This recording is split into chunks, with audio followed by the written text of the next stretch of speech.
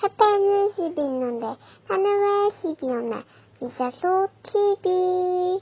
여러분 안녕하세요. 집도 사게 하는 쇼호스트 집사쇼TV의 장지은입니다.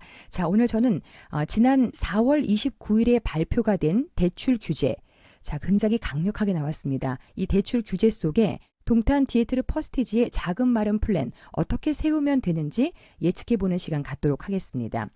자, 사실 자금 마련 플랜, 대출이 전부라고 할 수 있습니다. 대출까지 맞춰져야 마지막 단추까지 채울 수 있다는 거죠. 그래야 틀림이 없습니다. 그런데 이 단추는 잘못 끼웠을 경우에 풀어서 다시 끼우면 되지만 청약은 물릴 수도 없고요. 물리면 나만 엄청난 손해를 보기 때문에 처음부터 이게 되는 건지 안 되는 건지 견적을 내고 청약에 임하셔야 된다는 겁니다. 그래서 집사쇼TV에서는 항상 이렇게 자금 마련 플랜에 대해서 예측해드리고 코칭을 해드리는 시간을 갖고 있는데요. 이번에 4월 29일에 아주 강력한 대출 규제책이 발표가 됐기 때문에 이것과 맞물려서 오늘 제가 코칭을 해드리도록 하겠습니다. 현재 DSR이 적용이 돼서 개개인별로 대출 금액이 다 다를 수 있다라고만 다른 분들은 조언을 하고 계시는데요. 실질적으로 어느 단계에서, 즉 계약금 단계에서, 중도금 단계에서, 아니면 잔금 단계에서 어느 단계에서 이번 규제책이 어떻게 적용되는지에 대해서는 언급이 없습니다. 자, 그래서 제가 오늘 준비를 해봤습니다. 제가 요즘 회사 일도 그렇고 유튜브 다른 활동도 많아서 굉장히 바쁜데 그런 중에도 정말 중요한 부분, 실수가 나올 수 있는 부분에 대해서는 여러분들께 좀 도움을 드려야 되겠다 싶어서 준비한 시간입니다. 아침 이른 시간이라서 목소리가 좀 가라앉아 있긴 합니다만 여러분 조금 불편하시죠? 그럼에도 불구하고 굉장히 중요한 내용이니까 한자도 놓치지 마시고 끝까지 함께 해주시기 바랍니다. 자, 그러면 지금부터 시작합니다. 집도 사게 하는 쇼호스트 집사쇼 TV. 그러면 이번에 나온 규제책 이해하기 쉽게 한 판에 정리해보는 시간 갖도록 하겠습니다. 자, 일단 DSR 확대 도입 계획입니다. 신용대출과 주담대로 나눠서 설명을 드리겠고요. 현행과 그리고 몇 달 뒤부터 규제가 들어오는 내용들, 그리고 내년, 그리고 가장 강력한 2023년 7월부터 규제책이 어떻게 내려지는지에 대해서 설명을 드리겠습니다. 일단 현재 주택에 자금을 마련하기 위해서는 신용대출과 주택담보대출을 둘 다 끌어서 써야 되는 그런 상황이죠. 각각 현행 어떻게 적용되고 있는지 보시겠습니다. 연소득 8천만 원을 초과하는 고연봉자가 신용대출로 총 1억 원 넘는 금액을 대출을 냈을 경우에는 DSR을 그대로 적용을 하겠다라는 그런 규제가 되겠습니다. 제가 요거는 여러 번 언급을 해드렸습니다. 아무리 고연봉자라고 하더라도 1억이 넘는 금액을 대출을 받을 경우에는 DSR 그대로 적용하겠다라는 규제책이 되겠고요. 또 하나는 이제 주담대입니다. 주담대는 다 알고 계시죠? 투기지역과 투기과열지구에서 9억 원을 초과하는 주택을 매수했을 경우에는 DSR을 그대로 적용을 하겠다. 그래서 LTV를 기준으로 해서 대출 금액이 다 나오는 것이 아니라 그 금액 범위 내에서 그분의 연봉, 즉 DSR을 계산을 해서 그 범위 내에서만 대출을 내주겠다라는 규제가 현행 진행되고 있는 규정이 되겠습니다. 요것도 굉장히 강력하고 굉장히 까다로운 그런 규제였죠. 자, 그런데 몇 달 뒤 이번 7월부터 적용되는 규제를 보도록 하겠습니다. 조금 더 깐깐해집니다. 자, 신용대출은 무조건 연봉하고 상관없이 총 금액이 1억 원을 넘게 되면 DSR을 바로 적용을 하겠다는 겁니다. 다음으로 주택담보대출도 투기지역과 투기과열지구로만 한정짓지 않고 조정대상 지역, 즉 모든 규제지역에 6억 원을 초과하는 주택을 매수했을 경우에도 적용을 하겠다는 겁니다. 범위가 점점 더 넓어졌습니다. 여기에 해당되는 분들이 더 많이 계신다는 얘기죠. 자, 그래서 이렇게 당장 몇 달 뒤부터는 규제가 조금 더 깐깐해진다는 점 기억을 해주시고요. 그리고 내년 7월부터는 이렇게 바뀝니다. 자, 1번과 2번은 그대로 유지가 되면서 총 대출액 2억 원을 초과한다는 규정이 또 하나 따라붙습니다. 2억 원을 초과해서 대출을 받는 경우에 신용대출이건 주택담보대출이건 상관없습니다. 2억 원을 초과하는 경우에는 그대로 DSR을 적용을 하겠다는 겁니다. 아시겠죠? 그런데 이것도 강력하지만 이거는 과도기에 불과합니다. 2023년 7월부터는 자, 1번과 2번의 규제도 모두 다 폐지가 되고 총 대출액 1억 원을 초과, 어쨌든 1억 원 넘게 신용대출이건 주택담보대출이건 대출을 받게 되는 분들은 DSR을 그대로 적용을 하겠다는 겁니다.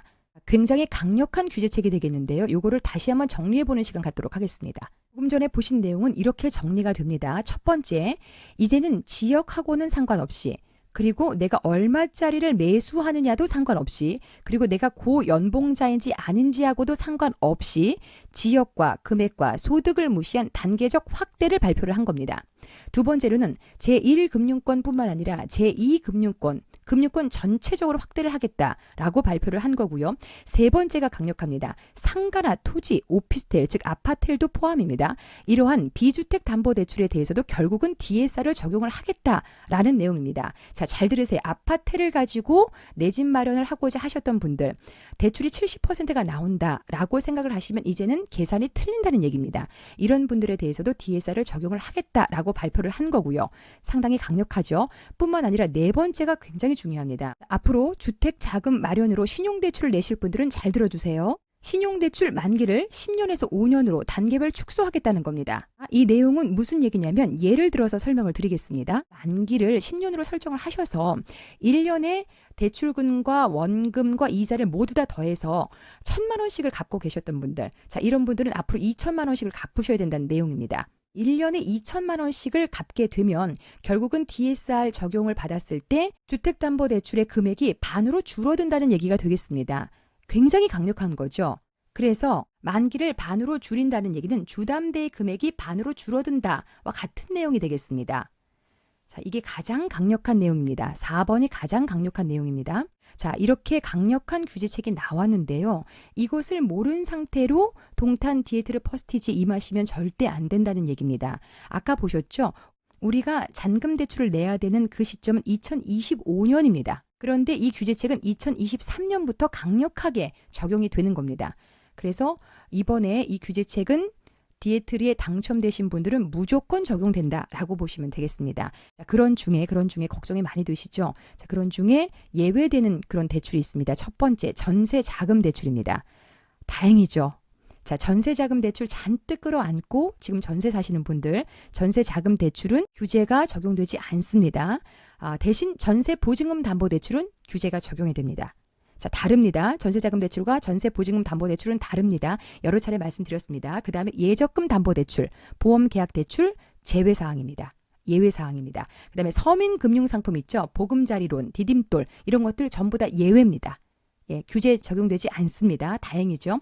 여기다가 300만 원 미만의 소액대출 제외입니다. 제외입니다. 그래서 조금 약간의 숨통은 튀었다라고 보시면 되겠고요. 또 한 가지는 모든 규제책은 차주 단위의 규제입니다. 차주 단위의 규제입니다. 그래서 부부가 맞벌이를 하고 계신 경우에는 크로스 작전은 통한다라고 보시면 되겠고요. 이게 무슨 말인지 지금부터 설명을 드리도록 하겠습니다. 자, 그러면 본격적인 자금 마련 플랜 시작해 보도록 하겠습니다.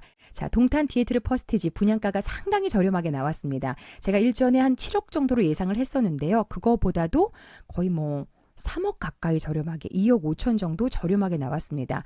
시세 차익을 10억 이상도 예상하는 분들이 계실 정도니까요. 자, 33평의 분양가 4억 5천 정도로 저는 가정을 하겠습니다. 계산하기 편하게 설정을 해본 거고요.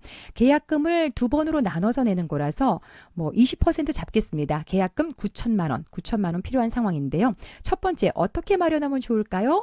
예, 모아놓은 돈으로 해결하겠다. 너무 좋은 케이스가 되겠습니다. 주식에 넣어놓은 돈 또는 내가 적금 들어놓은 거, 요 계약금 처리하겠습니다 하시는 분들 가장 정석이 되겠고요. 두 번째, 내가 가지고 있는 돈에다가 조금 부족해서 신용대출을 내겠다 하시는 분들, 자, 신용대출이 지금 총 1억 미만으로 내시면 되는 거죠. 가장 많이 내도 9천만 원 정도니까요. 자, 신용대출 1억 미만인 상태고 현재 대출 규제책도 기존 규제책이 그대로 적용이 되고 있기 때문에 1억 미만이라서 별 규제 대상이 아닙니다. 1년 내에 청약 계약금 치러도 회수는 되지 않을 듯 싶습니다. 그런데 만약에 신용대출을 1억 원 이상 내는 경우가 또 발생될 수 있겠죠. 이 동탄 디에트르 퍼스티지가 아니라 다른 곳에 청약을 했을 경우에 계약금으로 1억 원 넘어가는 경우가 허다할 텐데요. 만약에 신용대출로 1억 이상의 대출을 냈다라고 했을 경우에는 1년 내에 규제 지역에 주택을 매수한 경우가 되기 때문에 기존의 신용대출 규제책에 그대로 적용이 돼서 요거는 2주 안에 회수당하게 돼 있습니다. 그런데 여기서 굉장히 중요한 게 여러분 헷갈릴 수 있는 게 어떤 은행에서는 분양권 상태를 주택을 매수한 걸로 가정해서 1년 내에 주택을 매수한 걸로 인정을 했기 때문에 2주 내로 회수당할 수 있다라고 얘기를 하고요. 어떤 은행에서는 재산세를 낸 근거가 있어야 주택을 매수한 걸로 인정을 하기 때문에 2주 내로 회수당하지 않는다라고 얘기하고 있다고 합니다. 자, 이거 현장에서 지금 벌어지는 일들이기 때문에 청약에 당첨돼서 신용대출로 계약금을 치르실 분들은요. 은행별로 반드시 상담을 받아보시고 나서 결정을 하셔야 되는 부분입니다. 지금 동탄 디에트르 퍼스티지는 다행히 1억이 넘지 않기 때문에 안정적으로 회수되지 않지만 신용대출로 1억 이상을 내서 계약금을 내실 분들은 현장의 목소리를 반드시 듣고 결정을 하셔야 된다는 점 참고를 하시기 바랍니다. 자, 이 경우에 신용대출로 비록 1억 미만을 냈다고 하더라도 역시 신용대출을 내셨기 때문에 잔금 단계에서는 DSR 40%에 영향을 미친다라고 보시면 되겠고요. 자, 2023년부터는 주담대로 1억 원 이상을 받을 경우에는 신용대출 전에 받아놓은 것들이 영향을 미친다. 이렇게 예측을 하시면 되겠습니다. 자, 그 다음에 3번입니다. 3번, 내 돈에다가 아내의 신용대출을 내겠다 하는 분들. 네, 요게 이제 크로스 작전이라고 보시면 되겠습니다. 아내가 신용대출을 내서 조달을 하고 남편은 청약에 당첨돼서 등기를 치면 되는 건데요. 왜 이런 일이 가능하냐면 이번 규제가 차주 단위의 규제거든요. 크로스 작전입니다. 단 아내도 대출 가능할 정도의 소득은 있어야 된다는 점은 기억을 하시고요. 이런 경우에는 3번 같은 경우에는 내가 소득이 조금 낮기 때문에 처음부터 신용대출을 내서는 나중에 주택담보대출 단계에서 너무나 적은 금액이 나올 수 있을 것 같다라고 생각하시는 분들은 아내의 신용대출을 끌어다가 계약금을 치르시면 될 것 같습니다. 자, 4번은 몸테크 전략입니다. 이건 무슨 얘기냐면 몸이 조금 고생을 하는 그런 전략이 되겠습니다. 일단 전세금을 가지고 있는 분들, 전세 사시는 분들 계시죠? 그런 분들은 내 전세금으로 계약금을 내고 그 전세를 빼서 오피스텔이나 빌라로 옮겨서 월세살이를 한다. 이런 작전이 되겠는데요. 이렇게 되면 계약금 단계부터 입주까지 굉장히 긴 기간을 월세살이를 하셔야 된다는 얘기예요. 그 돈이 아깝잖아요. 그래서 저는 계약금 단계에서의 몸테크는 별로 추천하지는 않습니다. 하지만 내가 소득이 워낙 적어서 전세금 가지고 어떻게 일단 해결을 하고 나중에 주택담보대출로 DSR을 충분히 받고자 하시는 분들은 몸테크 전략도 고려해 보시면 괜찮을 것 같습니다. 5번째로는 전세보증금 담보대출이 되겠습니다. 요거는 전세자금대출하고는 다릅니다. 전세자금대출은 내가 전세를 들어갈 때 내가 가진 돈에 비해서 부족한 금액을 이제 은행을 통해서 이렇게 대출을 얻는 거잖아요. 이거는 그거하고는 다릅니다. 이 전세보증금 담보대출은 내가 깔고 앉아있는 전세금 있죠. 이 전세금을 담보로 해서 대출을 내는 겁니다. 자, 요거는 제2금융권에서 진행되는 건데요. 신용에 영향을 미칩니다. 그래서 잔금 대출이 적게 나옵니다. 적게 나올 가능성이 있는 게 아니라 이거는 100% 적게 나옵니다. 그래서 DSR 적용 시 잔금 단계에서 얼마큼 나와줄 수 있는지 이 부분을 상담받고 나서 괜찮겠다 싶으면 계약금 단계에서 전세보증금 담보대출을 내시면 되겠습니다. 자, 이런 식으로 해서 계약금은 어찌어찌 해서 잘 무난히 해결이 됐습니다. 다행히도 1억 원이 넘지 않기 때문에 웬만한 분들은 또 해결이 될 것 같고 그 다음에 소득이 극히 적은 분들도 이렇게 크로스해서 차주 단위의 규제니까 부부가 크로스해서 대출을 내시면 되고 정 안 되면 이제 몸테크, 정 안 되면 전세보증금 담보대출 이렇게 내시면 될 것 같습니다. 여러 가지 방법 중에 한 가지를 선택해서 일단 계약금은 해결하시고요. 다음으로 이제 중도금으로 넘어왔습니다. 자, 중도금. 상당히 큰 금액입니다. 자, 이것도 어떻게 마련하면 좋을까요? 자, 보시겠습니다. 자, 중도금은 건설사와 은행이 제휴해서 내는 집단 대출이 포함되어져 있습니다.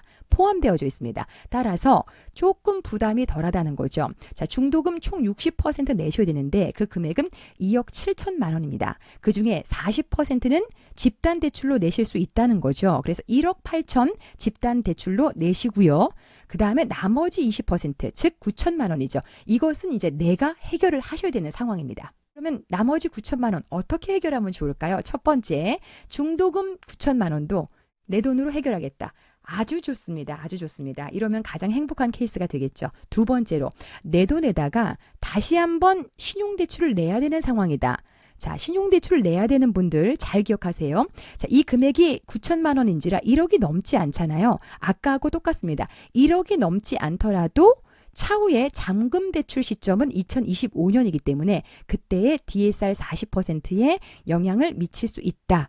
그래서 대출을 내는 시점에 주택담보대출 가능 금액 상담을 받아보셔야 됩니다. 현재 연봉이 이렇고 나중에 2025년쯤에는 연봉이 이 정도 될 것 같으니까 내가 그 단계에 가서는 어느 정도 대출이 또 나와줄 수 있는지, 지금 이만큼 쓴 만큼 빼고 차후에 얼마에 나와줄 수 있는지 이 부분을 좀 상담을 받아보셔야 되는 거고요. 그 다음에 이제 여기서 중요합니다. 계약금을 신용대출로 낸 분들 계시죠? 그리고 나서 중도금 20%도 또 한 번 신용대출로 낸 분들, 이런 분들, 그래서 총 1억 원이 넘는 금액을 신용대출로 내신 분들, 이런 분들 잘 들어주세요. 그런 분들은 총 6회차 6번에 나눠서 중도금 대출을 내야 되는데 그때 회차 선택에 유의하셔야 됩니다. 자, 왜냐하면 날짜를 보시면 제가 날짜를 확인해 봤더니 1차 중도금이 2021년 9월 20날입니다. 2차 중도금은 2022년 6월 15일입니다. 그러면 2차 중도금까지는 여전히 11월 30일 규제책이 그대로 적용이 된다는 얘기죠. 지난 4월 29일에 내려진 규제책은 다행히도 2022년 7월부터 적용입니다. 자, 다시 한번 가보시면 2022년 7월부터 적용이죠. 다행히 2022년 6월까지 1차, 2차 중도금을 내면 되는 거니까 중도금 1회차와 2회차는 현행 8천만 원을 제외한 1억 원 초과 규정, 이게 그대로 적용이 된다고 보시면 될 것 같습니다. 자, 그리고 2022년 7월부터는 뭔가 변화가 있기는 합니다만 이 변화된 내용은 DSR에 대한 내용이고요. 1억을 초과해서 1년 내에 규제 지역에 주택을 매수했을 때 상환된다는 그 내용은 어떻게 변화할지에 대한 내용이 없습니다. 자, 예측하기가 어렵다는 얘기죠. 그런데 다행히도 6월까지는 기존의 규제책이 그대로 적용이 되니까 기존에 하던 방식대로 우리가 이 규제를 피해서 앞쪽으로 신용대출을 내면 된다라고 결론을 내릴 수 있겠습니다. 자, 다시 한번 날짜까지 체크해드리는 집사쇼 팁입니다. 자, 보시죠. 1차, 그리고 2차, 자, 7월을 넘기지 않습니다. 그래서 자, 어떤 분이 신용대출을 1억을 초과한 금액을 내서 1년 내에 규제 지역에 주택을 매수했을 때는 2주 내로 그 대출금을 상환하게 돼 있습니다. 자, 그 규제책이 그대로 적용이 되고 있기 때문에 이 6회차 중에 회차를 반드시 잘 선택을 하셔야 됩니다. 물론 분양권을 기준으로 하느냐, 재산세를 낸 내역을 기준으로 하느냐가 달라질 수 있습니다. 그 점은 현장 상황마다 다르기 때문에 은행에서 대출을 내는 시점에서 반드시 상담을 받아보셔야 됩니다. 어찌됐건 그거는 케이스 바이 케이스로 다르기 때문에 일단은 규제가 적용이 된다라고 보시고 회차 선택하실 때 1, 2회차를 신용대출로 내셔야 1년 내에 주택을 매수하는 걸로 간주되지 않습니다. 만약에 5, 6회차에 신용대출을 1억 넘게 내게 되시면 1년 내에 주택을 매수한 걸로 간주될 수 있다라는 얘기죠. 자, 그래서 1, 2회차를 신용대출로 3, 4, 5, 6회차를 집단대출 중도금 40%를 내셔야 된다라고 조언해 드리겠습니다.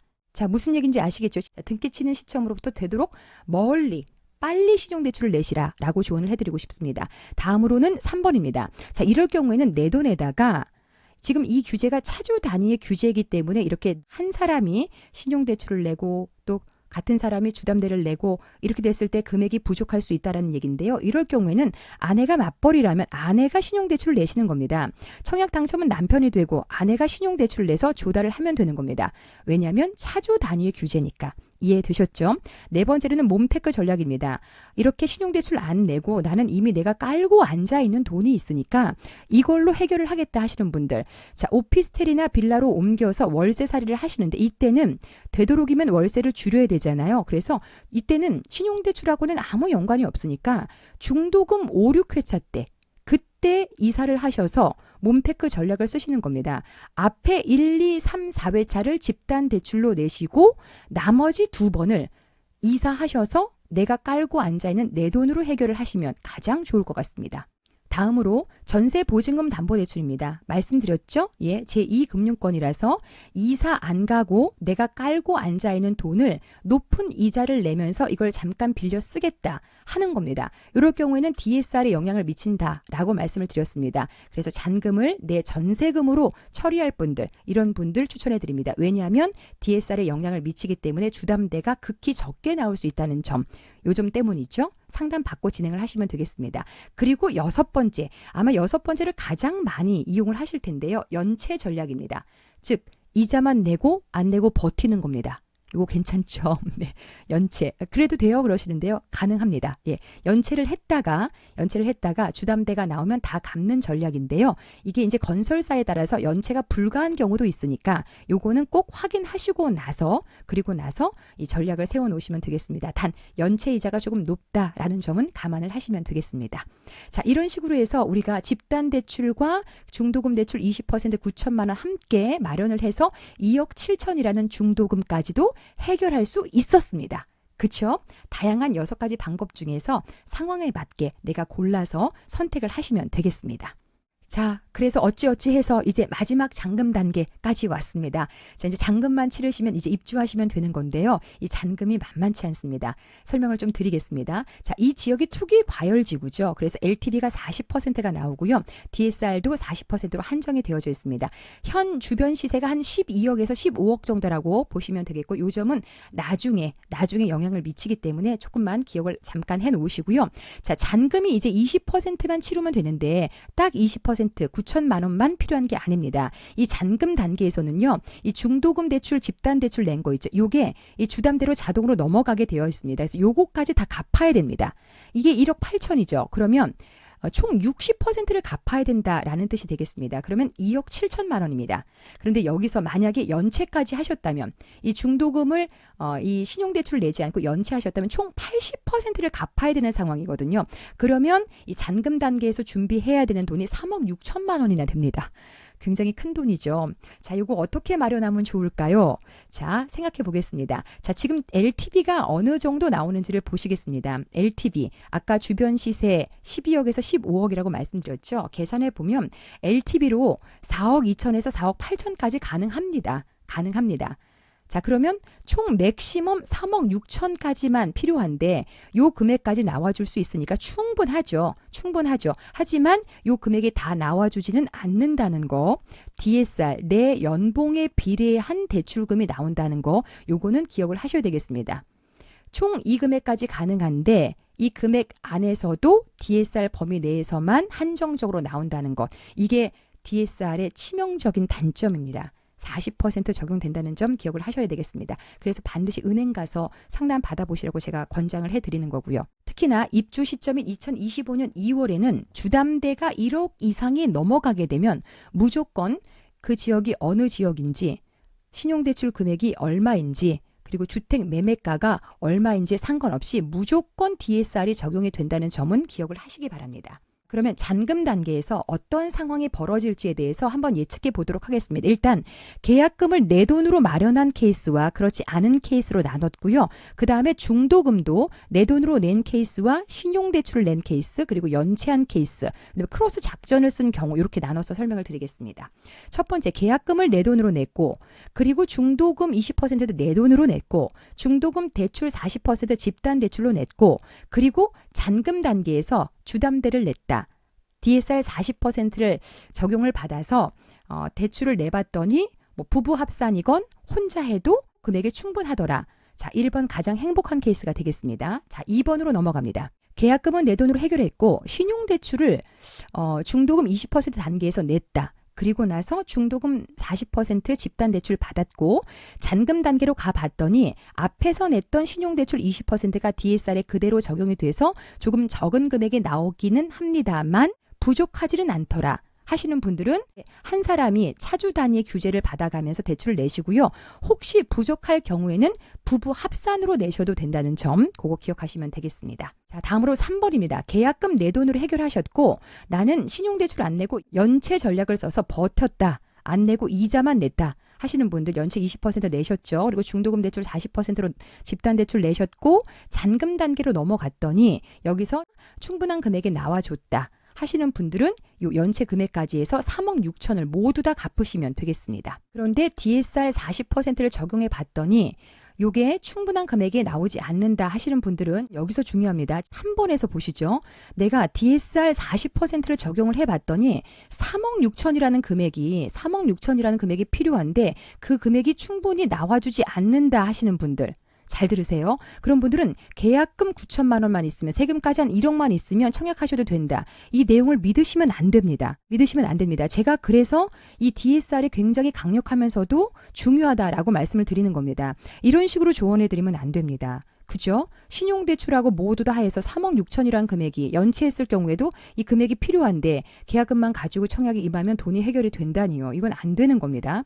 요즘은 반드시 기억을 하셔야 된다는 그런 뜻이 되겠습니다. 자, 4번으로 넘어가겠습니다. 자, 계약금은 남편의 신용대출로 20% 내고 또 이 중도금 단계에서도 남편 신용대출 20%또 내고 중도금 대출 40%를 또 내고 잔금 단계로 넘어갔더니 DSR 40%가 적용이 돼서 돈이 충분하다 하면 럭키한 케이스인데 소득이 낮아서 지금 2억 7천이 안 나오는 경우가 있죠. 소득이 낮아서 요 60% 요만큼 2억 7천이 안 나오는 경우가 있거든요. 이럴 경우에는 남편과 아내가 각각 신용대출을 한 번씩 나눠서 내시면 됩니다. 한 사람이 몰아서 대출을 내기 때문에 이런 일이 벌어지는 건데요. 이 차주 단위의 규제가 그래서 조금 완화책이라고 보시면 될 것 같습니다. 이게 크로스로는 가능하기 때문에 남편과 아내가 신용대출을 한 번씩 나눠서 내시면 되겠고요. 자, 이 크로스 작전은 2번에서도 역시 통합니다. 이 신용대출을 아내가 내시고 잔금 단계에서 남편의 DSR 범위 내에서 충분히 대출을 내시면 금액이 맞춰질 수 있다는 거죠.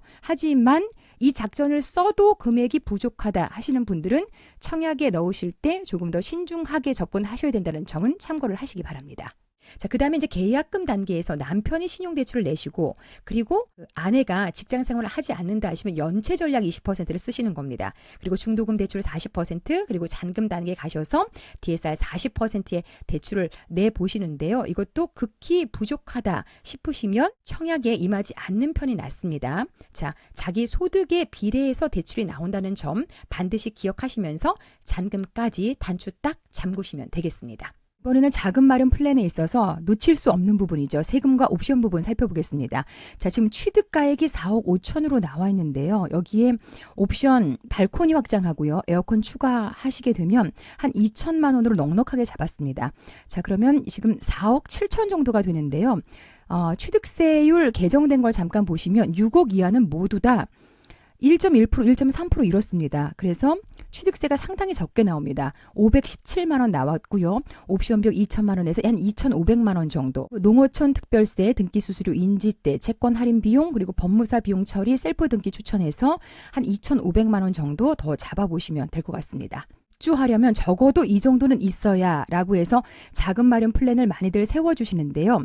자, 정리하면 전세 못 넣고 반드시 입주해야 되는 상황이죠. 이 사실조차 모르는 분들이 계시더라고요. 반드시 입주하셔야 됩니다.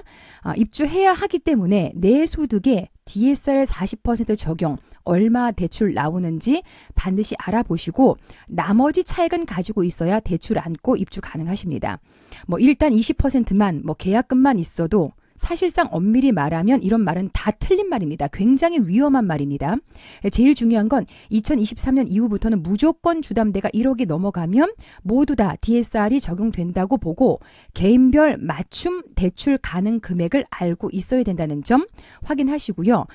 그래도 내가 어느 정도는 반 이상은 가지고 있다 하시는 분들은 일단 청약 넣어서 당첨되시고 나면 그 분양 계약서 있죠? 예, 분양 계약서 가지고 은행 찾아가셔서 자세한 상담 반드시 받아보시기 바랍니다.